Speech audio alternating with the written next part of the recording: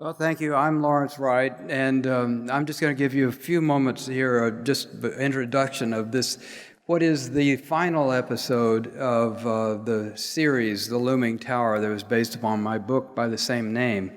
And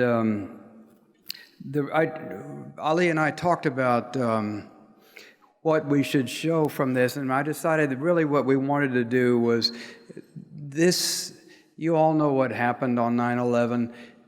But, from many of you weren't in the United States, and you may not have a sense of the shock and trauma that took over our country on that day and has changed our history since then, and I would say the history of the whole world. There are a couple of things I want to introduce in this. One is you will see Jeff Daniels playing John O'Neill, who was the head of counterterrorism at the FBI in New York. He was Ali Soufan's boss. And he lost his job shortly before 9/11 and became the head of security at the World Trade Center. And as I said in my book, instead of getting bin Laden got him. He's played by Jeff Daniels. You'll see him early in this. Richard Clark will be testifying before the 9/11 Commission, and he was the counterterrorism czar at the White House. But I think the thing that is most pertinent to this particular conference, and the reason I selected this episode, is I want you to pay particular attention to Ali Soufan, his interrogation of Abu Jandal, who was bin Laden's bodyguard. There's so much I think we can learn from the behavior of two men with a common religion, but totally different ideas about what that religion stands for and how it should be reflected in the world. When this clip is done, it's about 40 minutes, a portion of the final episode. Ali and I will gather up here and talk a little bit about it, and then we'll be done. So I'll see you after the show. So I had to beg Ali to do this. And I understand how he might feel a little self-conscious, and of course, it's not every guy that gets to be played by a French movie star, but I thought, first of all, we might talk a little bit about how this series came about, because both you and I had been approached over the years to do a project like this for other people. And then we had a telephone call, and we decided it's going to happen with or without us. Let's just take control of it.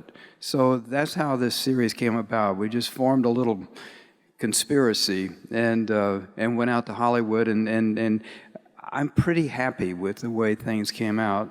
Maybe you can talk a little bit about your own experience of being involved in this. Well, thank you very much. And before I answer your question, since I'm on the stage, I would like to thank each and every one of you for coming to this conference. We had people from more than 55 different nations.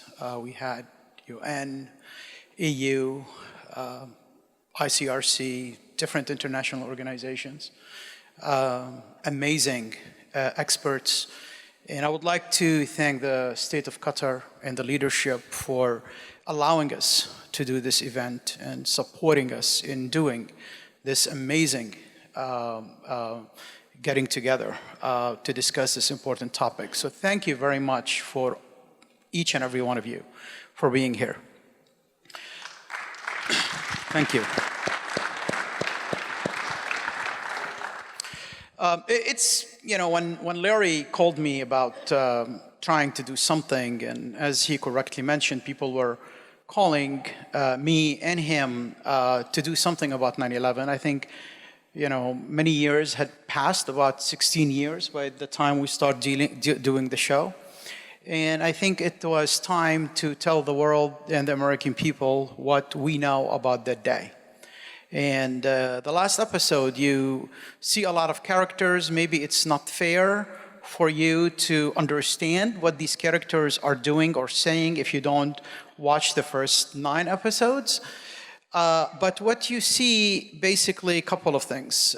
Number one, some elements in our own government knew about these guys being in the United States. Some other elements were trying to figure out Al-Qaeda, investigating different attacks that Al-Qaeda conducted.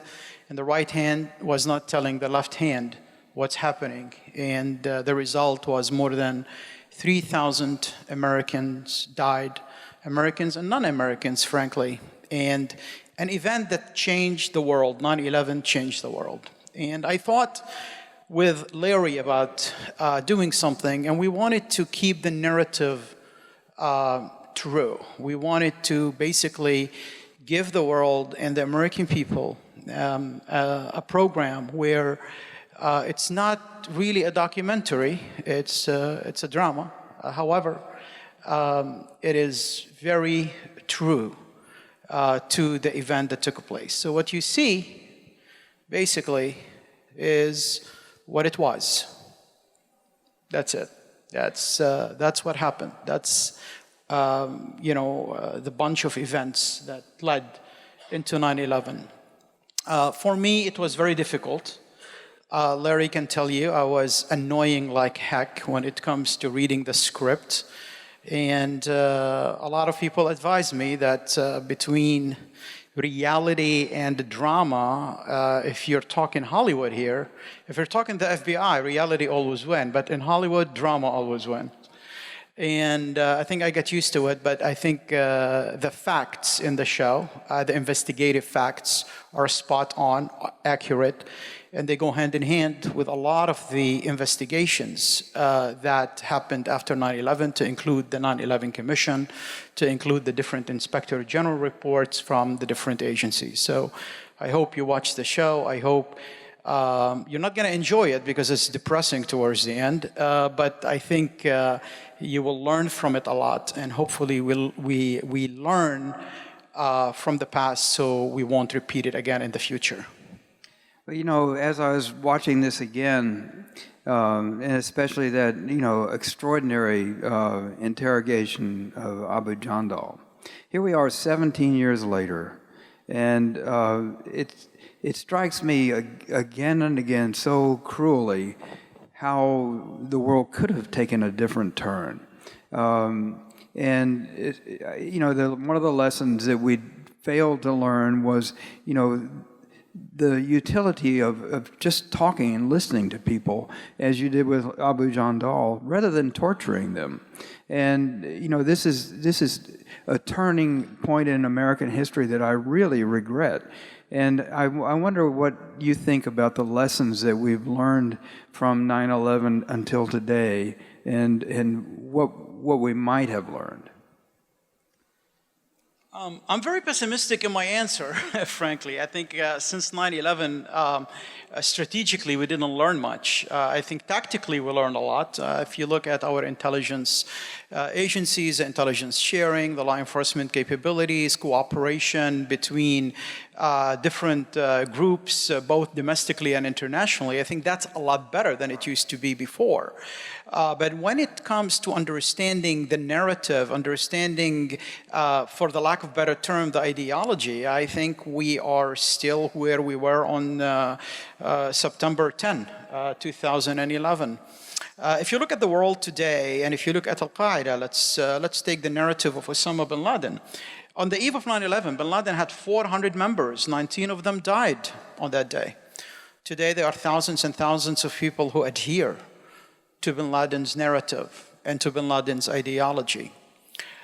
Since the Arab coalition war on Yemen, Al-Qaeda, I think they had probably about 800 members before the war. Now they have between 4,000 to 5,000, and that's on the low estimates. If you look at Somalia, if you look at Sahel with Al-Qaeda and the Islamic Maghreb, and what they were able to accomplish in the region. If you look at Al-Jama'ah al-Islamiyah's comeback in Southeast Asia, if you look at what's happening in Syria or in Iraq, and let's not forget that ISIS Daesh is actually the branch of Al-Qaeda in Iraq. So no, we don't, at every junction of the so-called war on terrorism, we had a choice to make, and it seems to me that we made the wrong choice. The war in Iraq was a wrong choice. Torture was a wrong choice. A lot of tactics that we implemented during the war on terrorism, I truly, deeply in my heart, I believe they were wrong. We had a lot of successes tactically, but a lot of our tactical successes sums into a strategic failure. And that's why Al-Qaeda and ISIS and the narrative of Osama bin Laden today is way more popular in the Muslim world. And not only in the Muslim world, in the world, than it used to be on September 10, 2011. So what would be correct choices for us to make now? My God, I hope, watching all the panels on this conference, hopefully we can get some good ideas. We had a lot of great people here. But I think we need to have a strategy. Strategy. I don't know, anybody can tell me what's our strategy in Afghanistan, or in Yemen, or in Syria, or in Iraq? And here I'm not talking about the United States, I'm talking even about the international community. We keep doing the same thing again and again and again, and we expect different results. I think one of our presidents, defined that as the definition of insanity. So we need to do a strategy. We need to create an international coalition to deal with the narrative and with the incubating factors that feeds extremism. Al-Qaeda, and when I say Al-Qaeda, the narrative of jihadi violence, if you want to call it, has been resilient over the years. Remember, Osama bin Laden used to be in Afghanistan fighting against the Soviets, and after the Battle of Jalalabad, he was really embarrassed, and he left, and he went to Saudi Arabia, and then he ended up going to Sudan. And when and everybody thought, okay, that's it, we're done with that guy Osama bin Laden. And in Sudan, when he left in 2005, people said, oh, we're done with Al-Qaeda. We're able to convince the Sudanese government to kick him out of the country. And he went to Afghanistan, and he built a new network. And he created an alliance with Mullah Omar and the Taliban. And Al-Qaeda changed from being a network at the time to being an organization with a very strong chain of commands. And he only worked with people who pledged allegiance to him. They did the East Africa Embassy bombing in August of 1998, the USS Cole in on October of 2000, and 9/11, among a lot of other plots that we were lucky to disrupt, the Millennium Plot in Jordan, for example. But after 9/11, we swiftly responded. We destroyed Al-Qaeda as it existed at the time, but Al-Qaeda, again, adapted, and it became a network. It became a message. It became a narrative. Osama bin Laden's tapes and messages were what was keeping the organization together. And a lot of entities that joined Al-Qaeda after 9/11, pledged allegiance to Osama bin Laden after 9/11, were organizations that had nothing to do with him. Like AQIM, for example, they were remnants from the jihadi, from the Algerian Civil War. So is Al-Shabaab movement. So is Al-Qaeda in Iraq that did not exist before our invasion to Iraq in 2003. So they have been adapting, but unfortunately we have been doing the same strategy, and we haven't been adapting our strategy. And today they use sectarianism rather than their global narrative, and they take advantage of what happened after the Arab Spring, with all the chaos that took place across the Muslim world. And bin Laden gave instruction, actually, just before the bullets of the Navy SEALs took him down. He said, everything I told you about only fighting the United States, only trying to cut that evil tree that's called America, forget about it. He was watching what's happening in the Muslim world, and he realized that we are, and this is him, I'm trying to quote him, what's happening today in the Muslim world is something we did not see since the time of Salah ad-Din. And this is our opportunity to prevent anyone from filling that vacuum that exists. Because whoever going to fill that vacuum in places like Yemen or places like Libya, this is going to be the new agent for the Americans. Create chaos, manage chaos, make alliances with a lot of the different groups. Don't call yourself Al-Qaeda. Create allegiances with tribes and others, and be sure to keep that chaos going in order for us to establish our state and ultimately the caliphate. This strategy is not an Ayman Zawahiri strategy. This strategy is a bin Laden strategy, and they have been successfully implementing it since 2011, and we continue to fight a war as it used to be on September 11, 2001. Well, that brings the question to bear then. Let's just talk about the United States. Is it better to withdraw from all these conflicts and let them rage without our involvement? Is that the better strategy than just remaining without a strategy? It's not either or. I mean, there's a lot of things that can be done. What we do is we only have the military option on the table. You know, we talk a lot about diplomacy and international cooperations and negotiations, blah, blah, blah, blah, blah. But towards the end, the only thing that we have is the military. You know, Afghanistan, it has been the longest war. You know, and Peter Bergen in the first day spoke really very logically about Afghanistan. But the only thing we continue to do is kick the can down the road and depend on the military. Just because we have the best military in the world, that does not mean that every problem in Afghanistan is a nail. Just because we have the biggest hammer, right?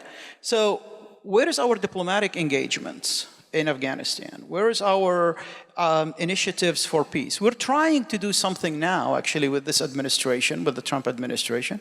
And I think, why not? You know, let's you know, diplomacy is the art of talking to your enemies, not to your friends. And then let's turn back our attention to the Muslim world, which is ripping itself apart with these civil wars and these national conflicts. Some of it prodded by, you know, going back to Zarqawi and so on, a deliberate strategy to inflict chaos on the Muslim world.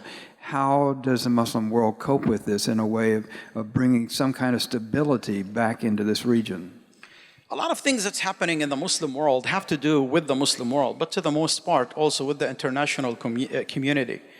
Look, you know, there is a struggle that's going on not only between Russia and the United States, but also regionally between Saudi Arabia and between Iran and between a lot of the different regional powers. And when you look at what's happening, you know, international communities and international powers, and regional powers has a lot to do with the chaos of the Muslim world. Had a lot to do with the chaos that we've seen in Iraq yesterday in the wonderful, powerful, depressing movie about ISIS tomorrow, and what we continue to see in so many different places. So we can just point the finger at the West as the United States, but you know what? What's happening in Yemen, for example, has a lot to do with also regional powers fighting with each other. What's happening in Syria is international and regional power. You know, the international community hold the responsibility to lead on this. And we cannot lead from behind to establish peace in any of these places. We have to lead on the front. With power comes responsibility.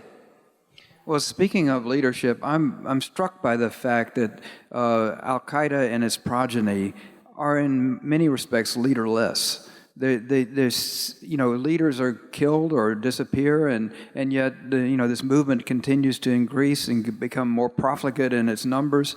And so it strikes me that, you know, that it's very difficult to deal, or to, you know, the diplomacy that you speak of is very difficult to find any agent to encounter. It's some kind of widespread movement without real leadership. Well, I think the narrative is very powerful, and unfortunately, a lot of times the way we are responding to the narrative is by acting in a way that reinforces that narrative.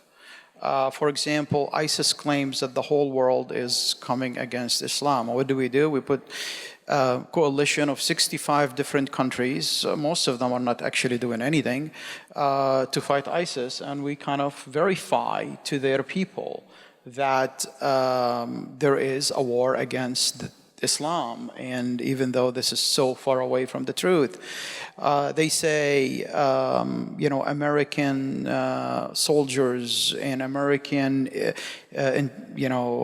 officers torture people, and what do? We start a program to do exactly that. They talk about the end of Akhir al-Zaman, the end of the world battles, and the Armageddon, and Dabiq, I remember when we were in Afghanistan after 9/11, I was one of the first people there. We're catching people on the field, and one guy asked me, one close associate to Osama bin Laden, he said, "When are we going to invade Iraq?" And I was really shocked, like, well, what are you talking about, invade Iraq? And he's like, oh, you will invade Iraq. This is in the Hadith. This is a battle, for the Black Rivers under the land of Iraq. And you're going to invade it because that's exactly what we're fighting for. This is black banners coming from Khorasan. Guess what we did? 2 years later, we really invaded Iraq. So, a lot of times we fed that narrative instead of countering that narrative. And I think we need to understand the enemy in order to defeat the enemy. Sun Tzu said many centuries across the millennia, if you know your enemy and know yourself, you will win 100 times in 100 battles. Unfortunately, we didn't take the time to know the enemy, and in the process, we forget who we are, and that's why we are here today. Well, I want to thank you, Ali, for all you've done, not just today and yesterday, but historically, you've been an amazing figure in this long, epic battle that we're in, and thank God that you're a part of it. And I also am so appreciative to have you as a friend. So thank you all, and thank you all for coming.